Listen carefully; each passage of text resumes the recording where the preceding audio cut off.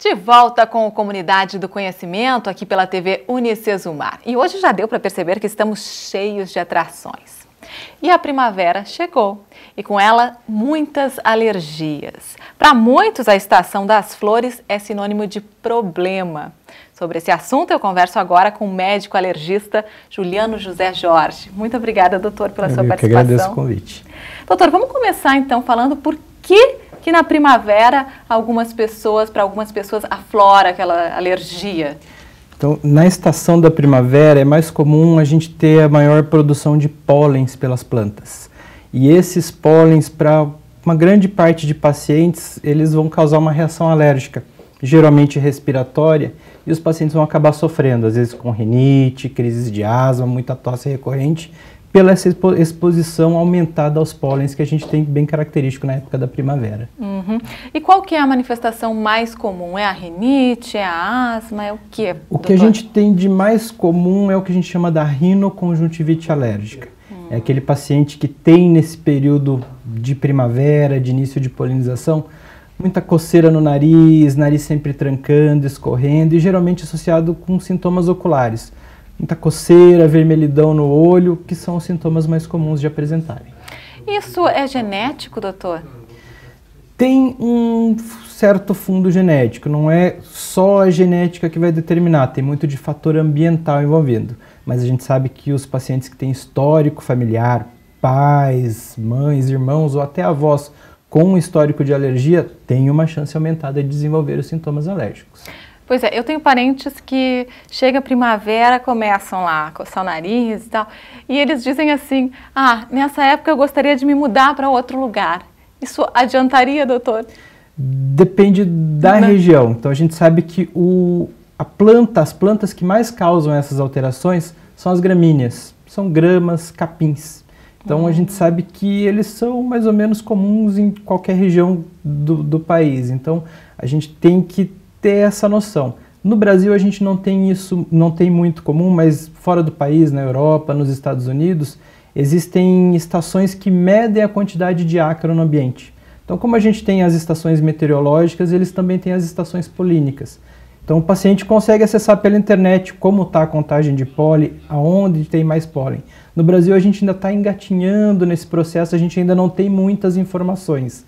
A gente sabe que principalmente na região sul, é mais comum de acontecerem esses sintomas pelas condições do ambiente, pela maior predominância de gramíneas que a gente tem no nosso ambiente. E existe alguma forma de prevenção, doutor? Como se prevenir? O paciente que tem a alergia, ele tem que tomar algumas medidas preventivas. Principalmente nos dias mais secos e com muito vento, que é o dia que os pólens se desprendem das árvores e estão no ar. Esses pacientes que têm esses sintomas associados com essa estação do ano tendem a evitar estar muito em ambiente externo, procurar evitar de fazer atividades físicas, principalmente no período da tarde, início da tarde até o final da tarde, comecinho da noite, porque é fora de casa que o pólen vai estar e aí o paciente pode ter a piora dos sintomas. Quer dizer, às vezes as pessoas ficam reféns. Tem que ficar... A gente sabe que é muito comum assim, então cada paciente tem uma particularidade diferente. Tem muitos pacientes que têm alergia do ácaro, geralmente são os pacientes que têm alergia o ano todo. E aí esses pacientes, se ficam muito tempo em casa, ficam com muitos sintomas. O paciente que tem a polinose, que é a febre do feno, que a gente conhece, esses pacientes têm os sintomas num período muito curto, que é esse período de primavera, e aí a característica de prevenção é diferente. Esse paciente, nos dias de muito pólen, ele é orientado a ficar em casa, diferente do paciente que tem alergia do ácaro. Claro. E qual é a forma de tratamento, doutor? Então, assim, nós temos vários tipos de tratamento. A gente pode usar medicamentos, então, assim, nós temos vários tipos de sprays nasais, medicações inalatórias.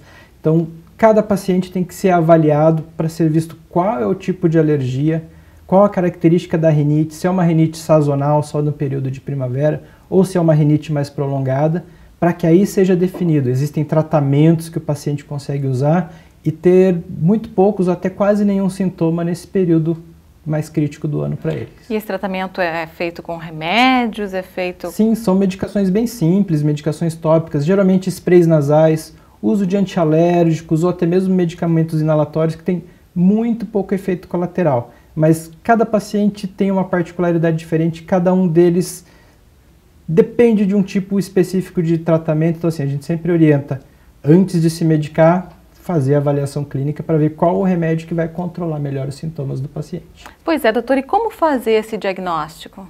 O diagnóstico a gente faz muito pelo histórico do paciente, então aquele paciente que chega essa época do ano começa a ter sintomas, aquela queixa daquele resfriado constante, sempre tossindo, com falta de ar, com o nariz escorrendo, e com os testes alérgicos. Geralmente os médicos alergologistas têm um kit que fazem o teste cutâneo, a gente injeta algumas substâncias na pele, entre elas alguns tipos de pólens, e faz uma leitura, um teste muito rápido, em 15 minutos a gente tem o resultado e a gente consegue determinar quais são as alergias que o paciente tem. E essas alergias, doutor, elas já começam desde criança, desde a infância, ou pode ser um adulto lá com seus 40 anos começar do nada a sentir alergia? Geralmente o paciente vem com a carga genética para desenvolver alergia desde o nascimento, mas a gente pode ter o desenvolvimento de alergia em qualquer faixa etária. A gente sabe que elas são muito mais comuns, essas alergias respiratórias são muito mais comuns nas crianças, geralmente os menores de 5 anos sofrem mais, mas nós temos pacientes que podem iniciar os sintomas alérgicos com 80 anos de idade. Então, não tem, a maior predominância é nas crianças, mas qualquer paciente está suscetível em qualquer idade a iniciar ou desenvolver os sintomas de algum tipo de alergia. E quando se inicia esse tratamento cedo, assim na infância, é melhor, doutor? Geralmente a gente consegue ter um controle melhor. O tratamento interfere muito pouco na evolução. Se o paciente vai ter os sintomas para o resto da vida, o remédio não vai interferir nisso, não vai cortar. Então, uma vez alérgico, sempre alérgico. Mas ele vai ter controle. Então, a gente sabe que os pacientes que começam o tratamento conseguem ter uma vida bem normal.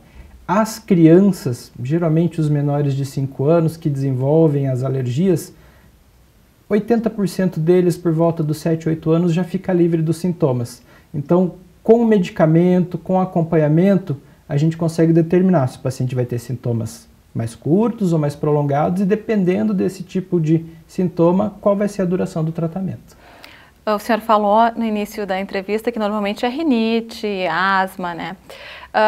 Existem casos que chegam ao extremo, assim, que a pessoa precisa correr para um hospital, que a situação fica mais complicada, doutor? Sim, a gente sabe que as crises de asma ainda mata a gente.